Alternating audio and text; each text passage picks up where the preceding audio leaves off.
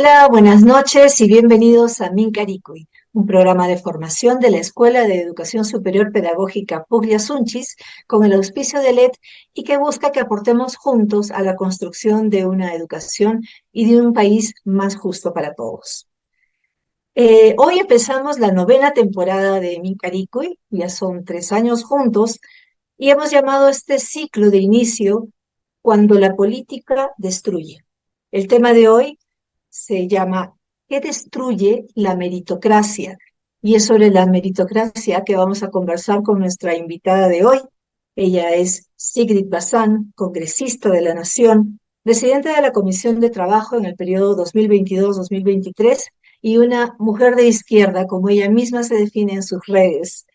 Sigrid, bienvenida a Mincarico y muchas gracias por este tiempo que nos estás dando, además con tanta generosidad y amabilidad. Bienvenida a estar con nosotros. Muchísimas gracias a ti y a todos ustedes por este tremendo esfuerzo de llevar más información a más personas y dispuesta a conversar. Gracias también. Sigrid, vamos por el inicio, porque no es que la meritocracia sea un término muy conocido, muy difundido, seguramente con interés de que no se difunda también.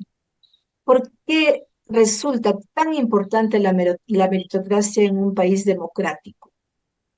Sí, mira, es importantísimo que unamos conceptos y creo que la meritocracia nos permite, digamos, como concepto, hablar de muchísimos temas y particularmente dar un mensaje a la población de que todo esfuerzo vale, ¿no? Y lo importante de unir conceptos cuando se habla de la meritocracia es también asociarlo a conceptos que tienen que ver con falta de oportunidades. Lamentablemente en un país como el nuestro, si vamos a hablar de meritocracia, no solamente podemos hablar de grandes grados, títulos, doctorados, maestrías, sino que tenemos que hablar de un acceso a las mismas condiciones de estudio para todas las personas del país, para todos los niños, niñas del país, y particularmente en, además, una nación en donde tenemos a mucho más niños que niñas con secundaria completa, ¿no? Con primaria completa. Tenemos a muchas niñas, en realidad, en la sierra, particularmente de nuestro país, que no llegan a culminar sus estudios básicos debido a que asumen otras labores, ¿no?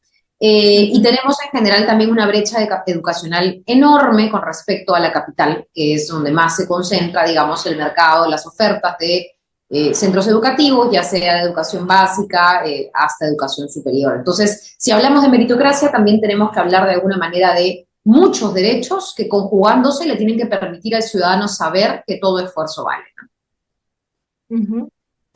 ¿Qué pone en riesgo la meritocracia actualmente en el país? Bueno, y no solamente actualmente, ¿no? Bueno, es de manera especial difícil, pero desde años antes, ¿no?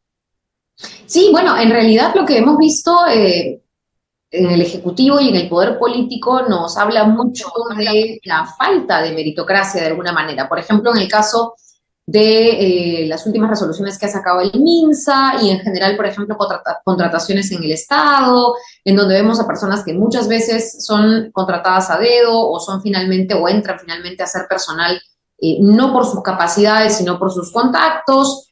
Y eso es un problema muy difícil de afrontar para las personas, hablando de igualdad de oportunidades, para acceder, por ejemplo, a un empleo formal, a un empleo digno, cuando a veces incluso, no solo en el sector público, que mencionaba el ejemplo de el ejecutivo, sino también en el caso del sector privado, en donde hablamos de el amigo del gerente, ¿no? O incluso en el sector privado, el hijo, primo, sobrino. Estas cosas no solamente tienen que ser reguladas por ley, sino que en realidad también parten de un principio ético, ¿no? En donde podemos finalmente dar el ejemplo desde diversos sectores y empezar a evaluar las verdaderas capacidades que, como repito, no son necesariamente y solo únicamente capacidades adquiridas en la formalidad, ¿no es cierto?, de nuestro sistema, sino también capacidades únicas y adquiridas en cada una de nuestras regiones, porque finalmente no va a ser lo mismo aprendido por una persona en un colegio de Lima que por una persona de un colegio de Cusco, que por una persona en un colegio de Iquitos. Entonces, o en, digamos, no solamente en un centro educativo, sino también habiendo tenido una experiencia laboral en la sierra, o una experiencia laboral en la costa, o una experiencia laboral en la selva. O sea, cada aprendizaje es distinto, nos lleva a subir peldaños distintos, pero lo más importante en esto es que podamos acceder en igualdad de oportunidades también a un empleo digno, a poder trabajar debido a nuestras capacidades y no debido a otra cosa, ¿no? Ujú. Eh, bueno, tú estás hablando de cosas que sabemos a todo, que conocemos a todo nivel. Creo que todos hemos pasado por conocer el caso de alguien a quien pusieron a dedo, como dices, ¿no? Eh, Muchas veces, perdona que hable de mí un momentito, pero muchas veces he pensado por qué es que la gente, cualquier ciudadano puede llegar a un puesto político importante sin haber hecho previamente nada que nos haga pensar como electores que merece estar allí. Es decir, no debería haber un previo, un antes que te diga, esta persona trabajó por su barrio, por su comunidad, por su ciudad, hizo algo en la esquina de su casa, cualquier cosa, ¿no? Y simplemente llegan allí porque llegan. Y cuando hemos tenido casos, por ejemplo, como el de Hilaria Supa, ¿no? Que fue congresista de la Nación, personalmente pienso que muy bien merecido, porque ha sido una mujer, una líder en su comunidad, ¿no? Muy fuerte, muy importante, y tenía ganado ese puesto. Pero cuando eso ocurre, justamente esto que propones, ¿no? De la inequidad de acceso a la educación, etcétera, se pone en evidencia y de pronto ahí sí hay crítica, ¿no? Porque no escribe bien, porque no habla bien desde los términos de la academia, ¿no? Entonces, ¿qué piensas tú que se hace, que se podría hacer? Bueno, dudo que se esté haciendo algo ahorita, pero bueno, tal vez sí, y nos puedes contar tú desde dentro, ¿no? Desde cómo las leyes se van dando. Sí, mira, aquí hay un problema en realidad porque, como decía, son conceptos que no pueden entenderse aislados. Y en el caso de lo que tú mencionas concretamente a través del proceso electoral en donde la población vota por sus representantes, y nos guste o no, lo que nos dicen los principios básicos de toda democracia es que todos los peruanos y peruanas tienen el derecho de poder elegir y de poder ser elegidos. Entonces, bajo ese principio, incluso una persona que no haya trabajado por su comunidad tiene el derecho a ser elegido. Ujú. Tiene el derecho a ser elegido. La pregunta es, ¿lo estamos eligiendo a él, a ella, o estamos eligiendo a un dirigente, a alguien que ha trabajado, a alguien que se ha ganado a pulso? Ese es un problema, en realidad, que no se resuelve solo con el concepto de meritocracia, finalmente, ¿no? No se trata de, y a veces uno cree, poner cada vez más reglas y más vallas y más dificultades para acceder a la postulación. De hecho, uno de los filtros más importantes que estamos trabajando y que siempre buscamos aprobar en diferentes dispositivos legales es que no entren ladrones, no entren corruptos, no entren, ¿no es cierto?, en personas con segundas intenciones, sino con la verdadera intención de servir. Es difícil poner un filtro ético, es más fácil poner Mínimo, filtros ¿no? a delincuentes, porque eso es lo más fácil. Si tienes una sentencia, no la has cumplido, si tienes, ¿no es cierto?, 40.000 juicios, claramente no eres de fiar, entonces no debieras ser un candidato. Entonces, ese es un tema que se trabaja de esa manera, pero prohibirle a una persona postular por el simple hecho de no haber hecho un trabajo de base, eso no se puede hacer porque finalmente va en contra del derecho mayor o el más importante, que es el derecho a poder ser elegido. Entonces, ¿cómo hacemos más bien? Y aquí vendría la pregunta, ¿no? Antes de prohibir o cortar o sancionar, ¿cómo hacemos para que tengamos finalmente a personas que cuando postulen tengan una intención, ¿no es cierto?, de trabajar, una intención altruista, de un bienestar común y no de un bienestar personal o particular? Yo creo que ahí está la respuesta que tenemos que ir construyendo para que nuestra oferta política no sea lo que tenemos hoy en día, porque tenemos 45 partidos políticos inscritos, probablemente de esos 45, más de 40 no tengan un candidato claro, ¿no?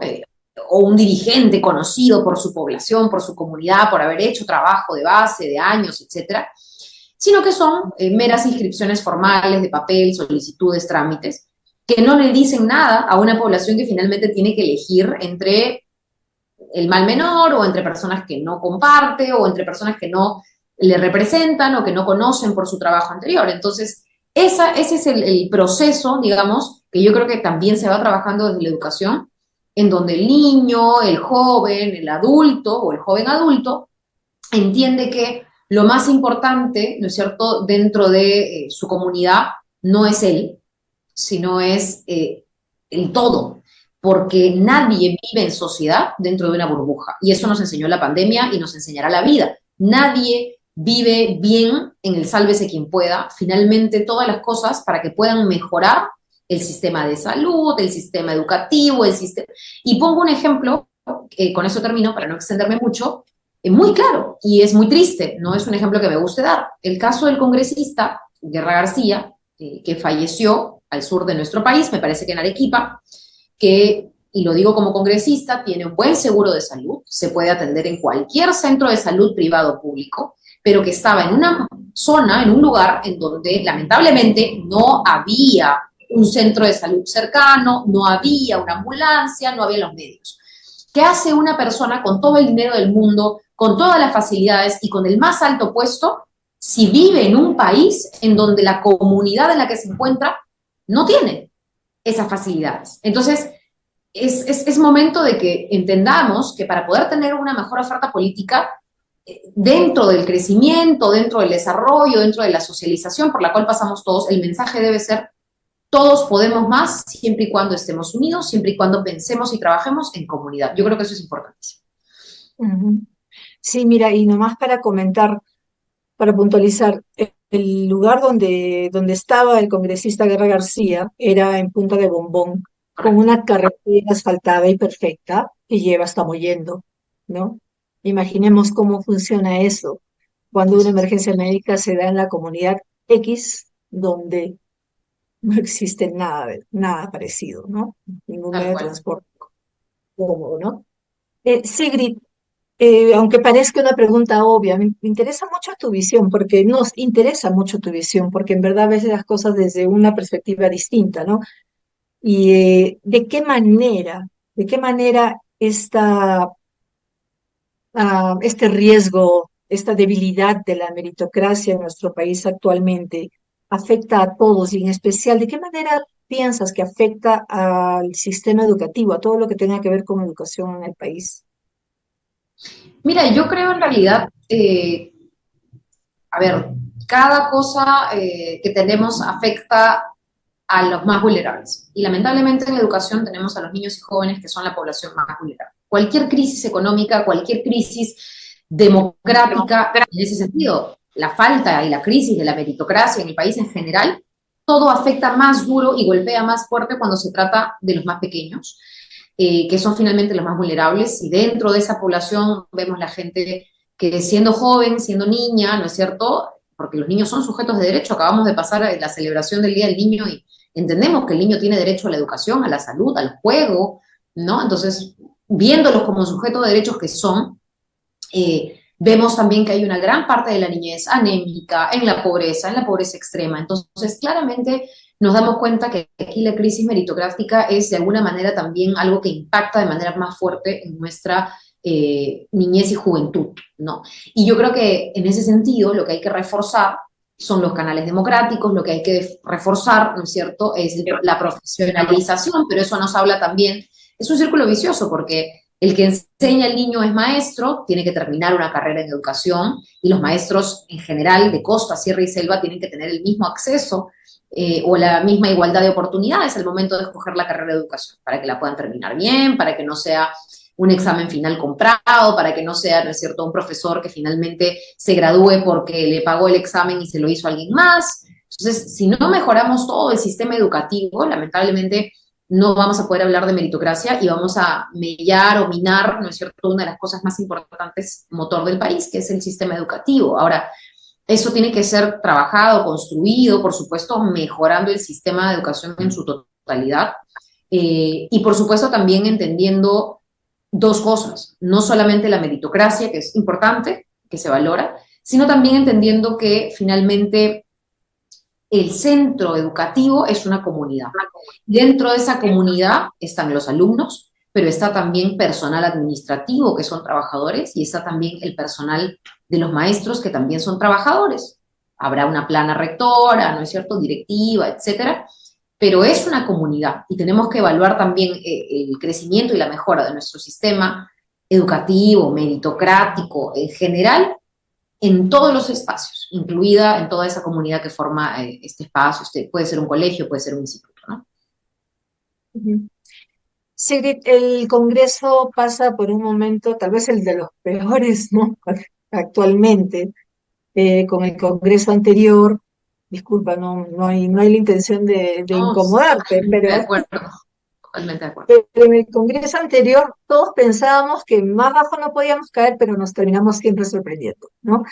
Y ahorita es como que el país estuviera realmente tomado, ¿no? Eh, no, y no de buena manera para nada, ¿no? Ujú.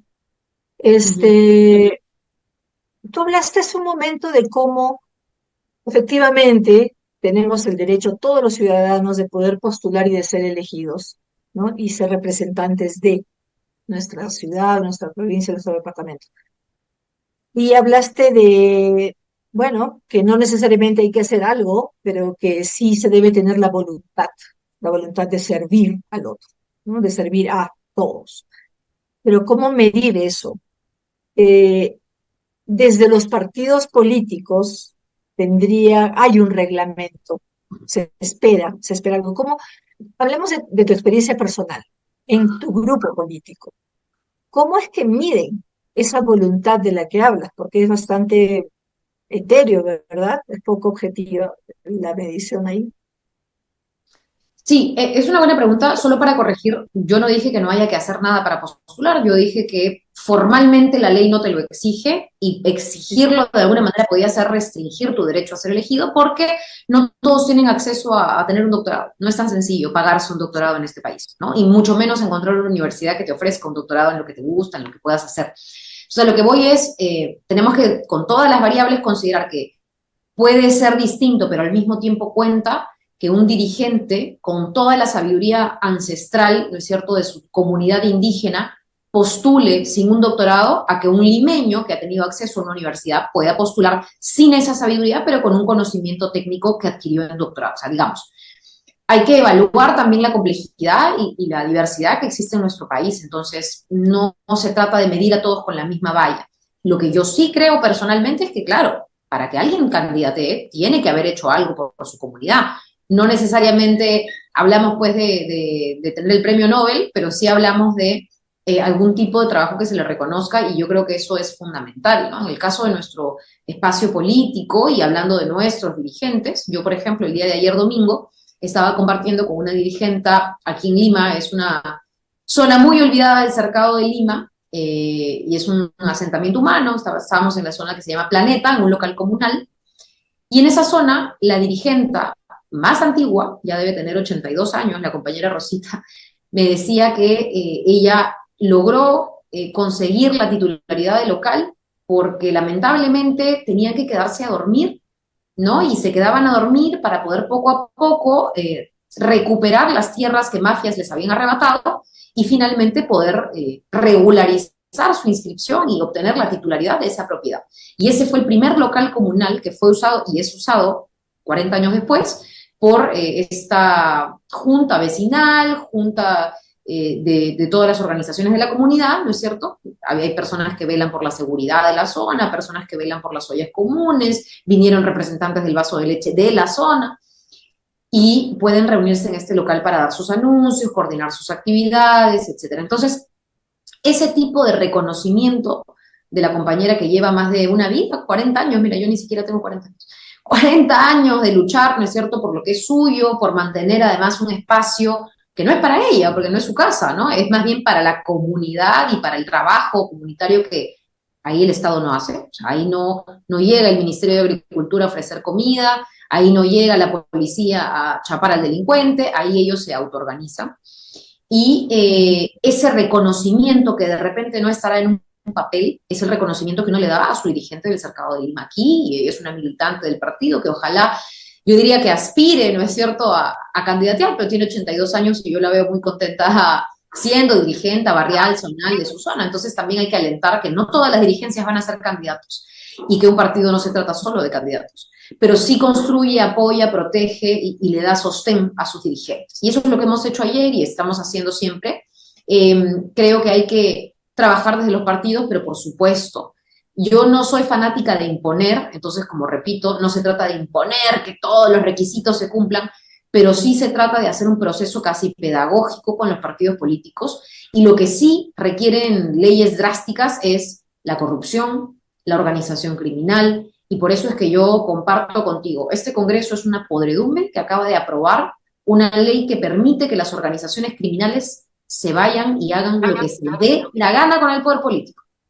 Y eso ojalá y algún día tenga una represalia y tenga una consecuencia en nuestro sistema jurídico, porque la verdad es un sinsentido lo que estamos haciendo, lo que está haciendo este Congreso, por supuesto con el voto de muy pocos, incluido el mío, en contra, ¿no? Sí, de acuerdo contigo, Sigrid, y también nomás con el ánimo de solamente apuntar que no hablo de mí, hablo de este programa y en Puquiasunchis de ninguna manera es que privilegiemos los títulos. Cuando hablamos de meritocracia, en realidad lo que Claro, nos entendemos como justamente lo que has dicho, el valor, el aporte de cada quien, el ganarse las cosas por los actos, por las acciones y por las voluntades también, ¿no? Como no, no solamente por el título de, ¿no? claro. Y mira, este programa, Sigrid, lo está abierto a todo el público, pero de manera especial a la comunidad educativa, ¿no? Docentes, estudiantes de educación.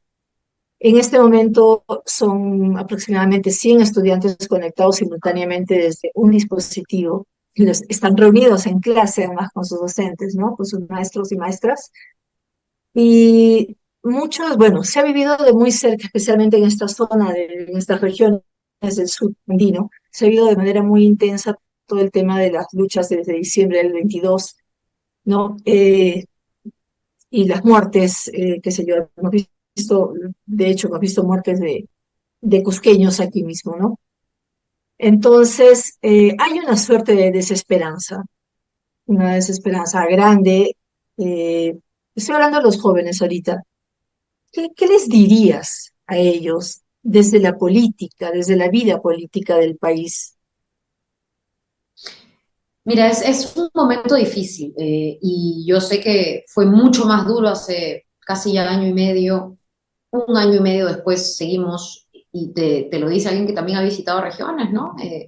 Seguimos de luto, seguimos en duelo. Todavía como equipo, por ejemplo, en mi despacho, está apoyando a personas con secuelas de la represión de los primeros meses de la señora Boluarte. Entonces, es dificilísimo pedirle, yo escuchaba a algunas personas en la mayoría de información ahora que consumimos, creo que muchos de nosotros está tras las redes. Mucha desconfianza, mucho engaño nos han dejado los grandes medios de comunicación. Y yo escuchaba desde muchos espacios comunicativos en redes sociales la pregunta de cómo le pedimos a la población que se movilice después de todo lo que ha sufrido, ¿no? O sea, cómo le pedimos a la gente que vuelva a organizarse y a salir a las calles después de que se comprende, se entiende, se huele, se siente y se respira un régimen dictatorial.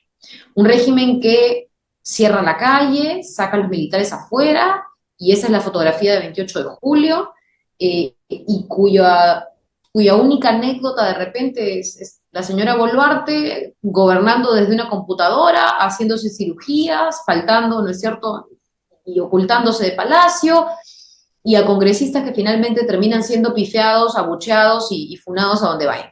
Entonces, yo creo que es difícil llamar esto es lo que he hecho, por ejemplo, en el caso del Nuevo Perú, es un espacio donde yo estoy, hemos hablado de la insurgencia ciudadana, y ha sido una palabra que se ha tomado con mucha potencia y que ha generado hasta temor.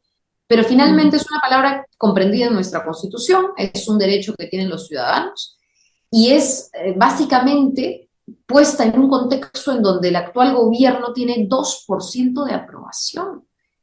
Yo le quiero decir a la gente que nos escucha, sobre todo si son del mundo educativo, 2% es el margen de error de cualquier encuesta. Es decir, cuando te arrojan un 2%, puede ser 0 o puede ser 2, porque siempre hay algún errorcito estadístico y siempre es hasta el 2% el error. Entonces, podría ser que este gobierno tenga 0% de aprobación tranquilamente.